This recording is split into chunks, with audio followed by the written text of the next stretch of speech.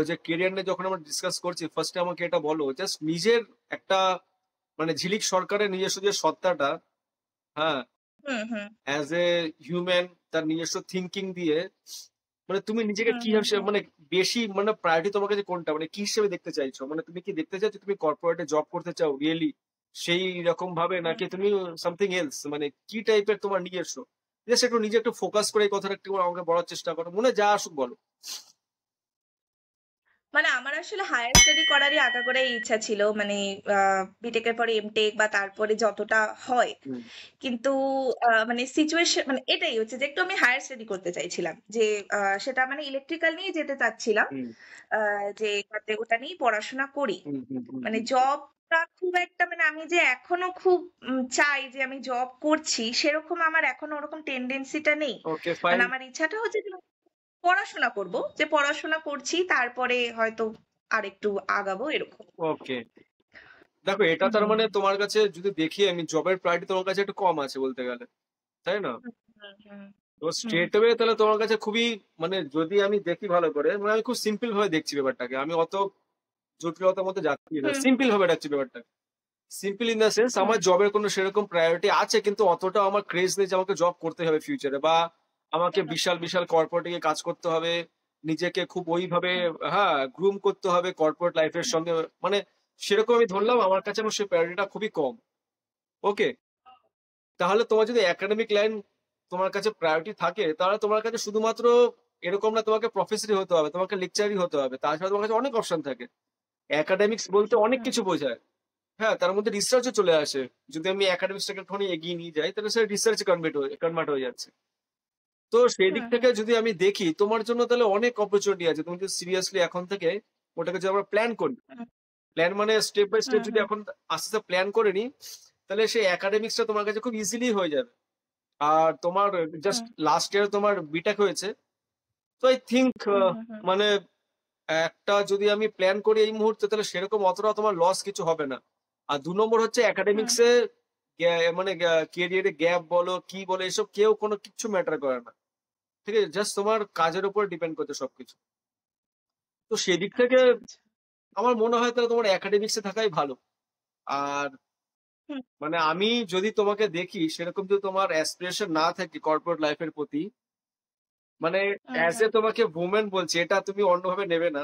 As a girl হুম হুম যদি দেখি আমি তোমাকে, হ্যাঁ, আমার হয় তোমার জন্য একাডেমিক্স লাইনগুলো না বেটার হবে। মানে আমার যে হুম হুম এক্সপেরিয়েন্স নিজস্ব আছে সেসব দিক থেকে আমার মনে হয় মানে হুম হুম একটুখানি একাডেমিক্স ফিল্ডটা একটুখানি আই থিংক ভালো। এই জন্যই বলছি যে হুম হুম অ্যাটলিস্ট তোমার কাছে জবের তো রিকোয়ারমেন্ট আছেই, বাট একাডেমিক্স থেকে তুমি যে জব প্রোফাইলটা পাবে সেটা তোমাকে খুব স্যুট করবে তোমার পার্সোনাল লাইফ ক্যারি করার জন্য।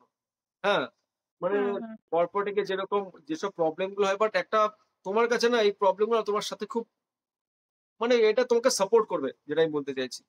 আচ্ছা, ২ নম্বর যেটা আমরা হুম আমরা অনেকেই জানি না, তুমি যদি মানে প্রফেসর হতে চাও লাইফে, লেকচারার প্রফেসর, তাহলে তুমি এটা শুনলে তো খুব হুম হ্যাপি হবে যে তোমাদের মানে মেয়েদের জন্য, ওমেনদের জন্য একটা কোটা দেওয়া হয়।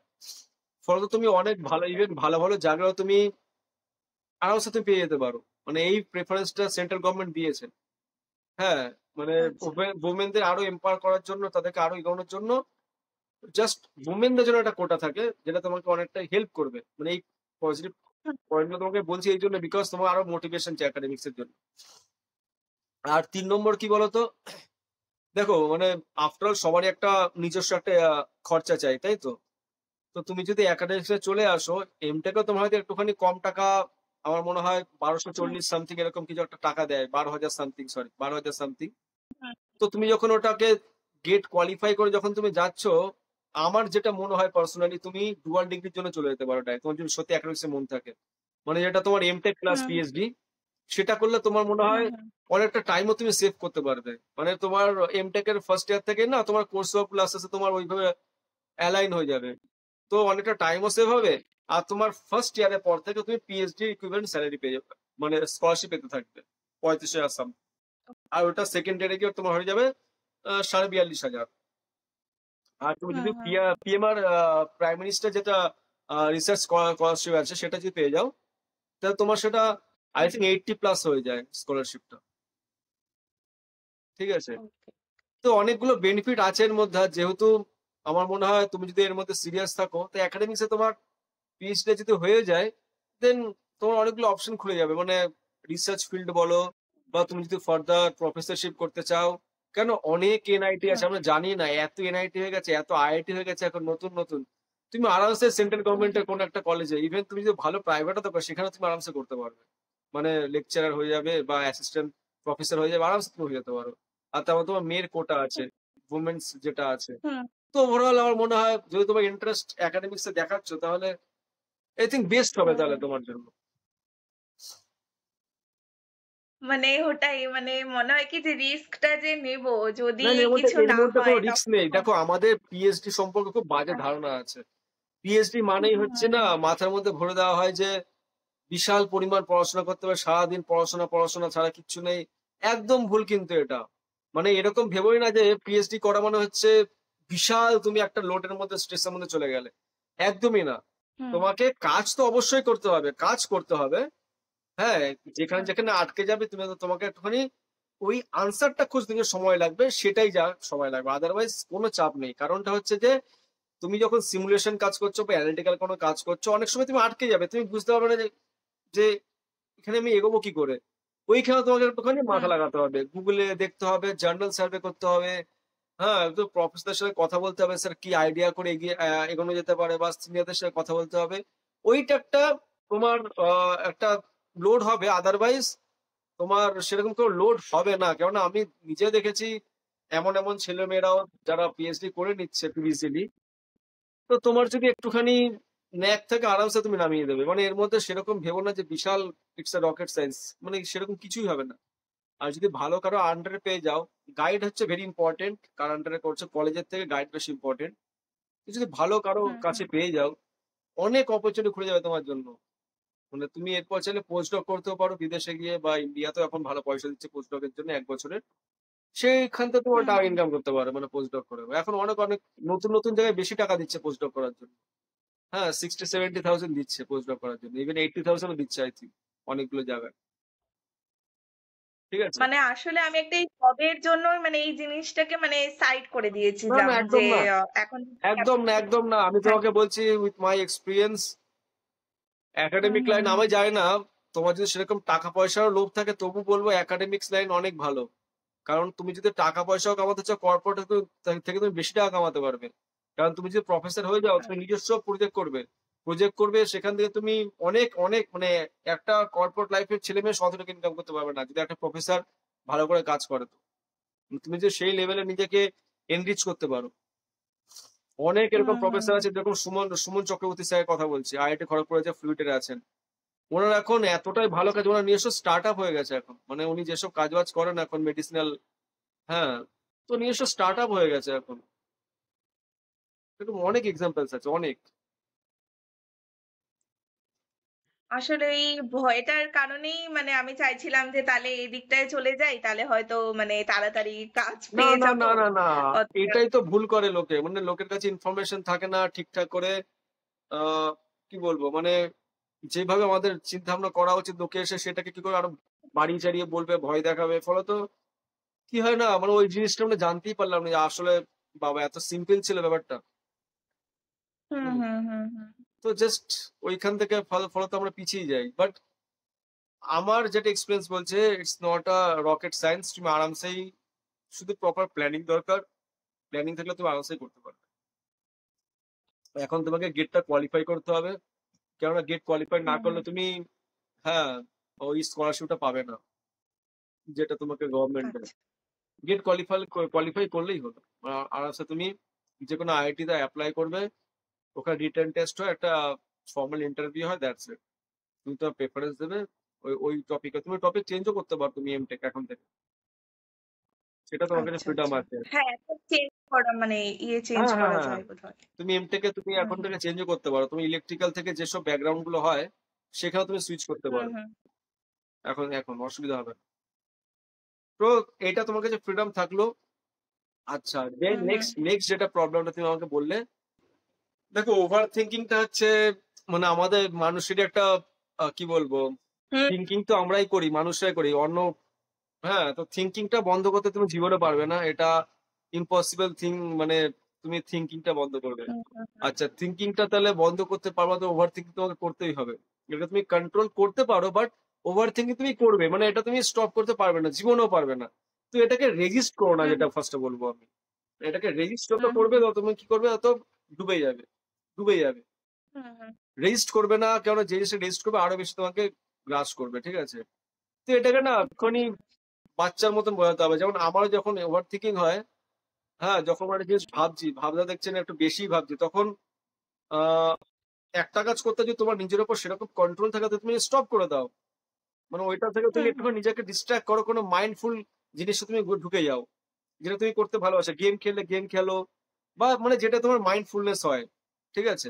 আদারওয়াইজ এটাকে তুমি একটা বাচ্চার মতো হ্যান্ডেল করতে পারো। বাচ্চার মতন কি হবে না, ওভারথিংক যখন তোমার হচ্ছে, খুব স্ট্রেস হচ্ছে কোনো কিছু নিয়ে, হ্যাঁ, ভাবছো তোমাকে এটার চিন্তা ভাবনা করা দরকার আছে, চিন্তা ভাবনা করতে হবে, বাট তুমি এটাও যেন করলে তোমার আরো নেগেটিভ থটস ক্রিয়েট হচ্ছে, জেনারেট হচ্ছে, তুমি আরো ডুবে যাচ্ছ। তো ওটাকে না একটু বাচ্চার হুম, মতন করে নিজেকে, মাইন্ডকে মানে ট্রিট করতে হবে, যে এটা নিয়ে আমি ভাববো, but for the time being আমি একটুখানি রেস্ট করি, বা আমি একটুখানি এই কাজটা করে নিই, বা আমি একটুখানি ওই কাজটা করে নিই, then will think again, I will think again. তো যখনই তুমি এই একটা হুম, পজ দিচ্ছ না, ওই পজ দেওয়াতে কি হয়, মাইন্ড আস্তে আস্তে না, যেটা তুমি রেজিস্ট করে যেটা বেড়ে যাচ্ছিল সেটা আর বাড়বে না। হ্যাঁ, তুমি ওটাকে যদি বাচ্চার মতন বোঝাও, মানে আমি এটা চিন্তা ভাবনা হুম, করবো, করার দরকার আছে, বাট এই মুহূর্তে আমার ভালো লাগছে না বারবার কেরিয়ার নিয়ে চিন্তা ভাবনা করতে। যা হবে সেটা দেখা যাবে একটু পরে, আমি বা হ্যাঁ, কিছু দেখি কিছুদিন, তারপর আমি চিন্তা ভাবনা করবো। তো এটাকে আমি ডিলে করছি ফার্দার, এরকম করতে হতে না তুমি দেখবে আস্তে অনেকটা কন্ট্রোল পেয়ে যাবে আস্তে আস্তে। আদারওয়াইজ তুমি ওভার থিঙ্কিং জীবনে তুমি সেইভাবে তুমি, আমার মনে হয় না তুমি বন্ধ করতে পারবে, কেউ পারবে না। আর একটা যেটা এক্সারসাইজ করতে পারো, যেটা তোমার খুব একটা সাইন্টিফিক যেটা হয় আরো, সেটা কি না, তোমাকে ওই যেটা বললাম, মেডিটেশন করতে হবে। মেডিটেশন ইন দ্য সেন্স, তোমাকে নিজে কিছু ইমাজিন করতে হবে পজিটিভ সব সময়, যে আই এম ইন কন্ট্রোল, এটাকে তোমাকে ইমাজিন করতে হবে। কেননা ইমাজিনেশন তোমার পুরো বডিকে একটা না মোল্ড করে দেয় সাইন্টিফিক্যালি, বডি আসতে তোমার কন্ট্রোলে চলে আসে। মানে সাপোজ ধরো, আমি একটা এক্সাম্পল দিচ্ছি, মানে কি করে ইমাজিন করবে। সাপোজ ধরো তুমি এরপর এমটেক পিএইচডি, ধরো সাপোজ আইআইটি ব্যাঙ্গালোর থেকে, আইআইএসসি ব্যাঙ্গালোর থেকে করতে চাও, ঠিক আছে? তো তুমি জানো এটা নিয়ে তোমাকে অনেক পড়াশোনা করতে হবে। হ্যাঁ, কি করে ক্র্যাক করবো, বাবা বিশাল লোড হবে, এইসব হ্যানা হ্যানা ত্যানা হ্যানা। তো এটাকে না ইমাজিন করতে হবে, তুমি রাতে ঘুমোতে যাওয়ার আগে আগে বা সকালে ঘুম থেকে উঠে এটা ইমাজিন করো, তুমি আইআইএসসি ব্যাঙ্গালোরের ক্যাম্পাসের ভেতর কোনো একটা ক্লাসরুমে তুমি বসে ক্লাস করছো। এর মধ্যে কোনো কন্ডিশন লাগাবে না, যে আমি পারবো তো, কিছু এসব কিচ্ছু না। জাস্ট ইমাজিন করো তুমি ওই জিনিসটা খুব হ্যাপিলি এই ক্লাসরুমে বসে আছো, হ্যাপিলি। জাস্ট এই ইমেজটাকে তুমি ইমাজিন করার চেষ্টা করো। তুমি দেখবে প্রথমে তোমার একটুখানি কষ্ট হবে সেটাকে ইমাজিন করতে, ঠিক ওই জায়গাটায় স্মাইলিং ফেসটা আনা কষ্ট হবে, বাট তুমি এরকম 2-3 দিন করবে, তো করতে করতে কি হবে তোমার দেখবে, আস্তে আস্তে দেখবে ওটা তুমি খুব ক্লিয়ার দেখতে পাচ্ছ। আর যত তুমি হুম, হুম, ক্লিয়ার দেখতে পারবে না, যত তুমি দিন দিন ক্লিয়ার দেখতে পারবে, তোমার ফোকাস খুব স্ট্রং হয়ে যাবে আস্তে আস্তে। তোমার বডি, তোমার মাইন্ড সবকিছু ওই কাজটা করার জন্য তোমাকে নিজেকে প্রিপেয়ার করে দেবে। ফলত কি হয়, তোমার যে ফোকাসটা তুমি পাবে, তুমি দেখবে তোমার ডিস্ট্রাকশন অনেক কমে যাবে। লোকে কে কি বললো, you don't care, because you know your focus. তুমি ইজিলি ইনফ্লুয়েন্স হবে না। তুমি ওভার থিঙ্ক করা বন্ধ করে দেবে, বিকজ তোমার মাইন্ড একটা সিগন্যাল পাচ্ছে রোজ রোজ, যে এটাই সত্যি, এটাই সত্যি, এটাই সত্যি। মানে ঝিলিক হুম, সরকার আইএসসি ব্যাঙ্গালোরে ক্লাসরুমে বসে ক্লাস করছে, এটাই সত্যি। যখন মাইন্ড এটা রোজ রোজ ইমাজিন করছে না, তখন ওটা কি হবে, তুমি ভালো করে ইঞ্জেক্ট স্টুডেন্ট, তুমি ভালো করে জানো, লাইক প্রোগ্রামড হয়ে যায় ব্রেন। আর ব্রেন যদি একবার প্রোগ্রামড হয়ে যায়, তোমার বডি ওইভাবেই প্রোগ্রামড হয়ে যাবে। ফলে তুমি দেখবে তোমার অনেকগুলো প্রবলেম সলভ হয়ে যায়। তোমার ফোকাস খুব ভালো হবে, ইজিলি ইনফ্লুয়েন্স তুমি হবে না কারো কাছ থেকে। কে কি বললো ঠললো, লোভ দেখালো, তুমি কিচ্ছু ইনফ্লুয়েন্স হবে না। আর তোমার যে ওভার থিঙ্কিং সেটা দেখবে অনেকটা অনেকটা বন্ধ হয়ে যায়। মানে আমি তোমাকে চ্যালেঞ্জ করতে পারি, কোনো মেডিসিন খেয়ে বা তোমাকে কোনো টক শুনে তুমি ওভার থিঙ্কিং জীবনে স্টপ করতে পারবে না, বাট তুমি যদি ইমাজিনেশন তুমি কাজে লাগাও, তুমি দেখবে তুমি অনেকটা নিজের উপর কন্ট্রোল আনতে পেরেছো। আর শুধু কন্ট্রোল না, তুমি সাকসেসও হবে। কারণ এই সেই ল অফ অ্যাট্রাকশন, এইসব অনেক কিছু থিওরি চলে আসে এর মধ্যে। হ্যাঁ, মানে কোয়ান্টাম ফিজিক্স দিয়ে আমি প্রমাণ করতে পারবো তুমি যদি এরকম ইমাজিন করো রোজ রোজ, আমি তোমাকে বলছি তুমি সাকসেস পাবেই পাবে। যেটা ইমাজিন করবে এরকম রোজ রোজ সকালে উঠে বা ঘুমোতে যাওয়ার আগে পর্যন্ত, হ্যাঁ তুমি দেখবে ওটা হবেই হবে। এটা ইভেন কোয়ান্টাম ফিজিক্সও এটা এগ্রি করে। মানে তুমি যেটা ফোকাস করছো রোজ, সেটা তোমার কাছে এসে ধরা দেবে। এটা কোনো কথা না, এটা সায়েন্স, যেটা প্রুফ হয়েছে। আগে বুদ্ধ বলতো ল অফ অ্যাট্রাকশন, এখন এটা কোয়ান্টাম ফিজিক্স দিয়েও বিভিন্ন বৈজ্ঞানিকরা এটাকে এগ্রি করেছে যে ইয়েস, ইফ ইউ ফোকাস তাহলে ওটা হবেই হবে। সুভাষচন্দ্র বসু একটা কথা খুব ভালো বলেছেন, যখন উনি এইসব ফ্রিডম ফাইটিং নিয়ে এসব লড়ছিলেন, তখন বলেছে উদ্দেশ্য যেখানে মহৎ সেখানে কোনো বাধাই আসে না। তোমার যদি উদ্দেশ্যটা খুব ভালো থাকে না, মানে clean, genuine, honest and loyal, hmm, তুমি দেখবে তুমি সলিউশন পাবেই পাবে, তোমার কেউ আটকাতে পারবে না। অবস্টেকেল আসাটা স্বাভাবিক, বিকজ ভালো জিনিস যদি পেতে চাই আমাকে বাধা আসবে, বাট ওইটা আরামসে হুম, যেন কোত্থেকে সলিউশন চলে আসে তুই নিজে বুঝতে পারবে না। তো যেটা আমি বারবার বলছি, অনেস্ট থাকতে হবে। আর স্টিভ জবস এর কথা আছে না, স্টে হাংরি স্টে ফুলিশ। হ্যাঁ, বাস বাকি টাইমের সঙ্গে সঙ্গে যেটা তোমার প্রাপ্য এই পৃথিবীর থেকে, সেটা তুমি পেয়ে যাবে, কোনো চাপ নেই। ঠিক আছে? ওকে দাদা। ঠিক আছে তাহলে হ্যাঁ, হ্যাঁ, আমরা ঠিক আজকের এখানে আছে। ক্লোজ করছি। ফার্দার যদি কোনো ডাউটস থাকে আমাকে অবশ্যই জানাবে, ঠিক আছে?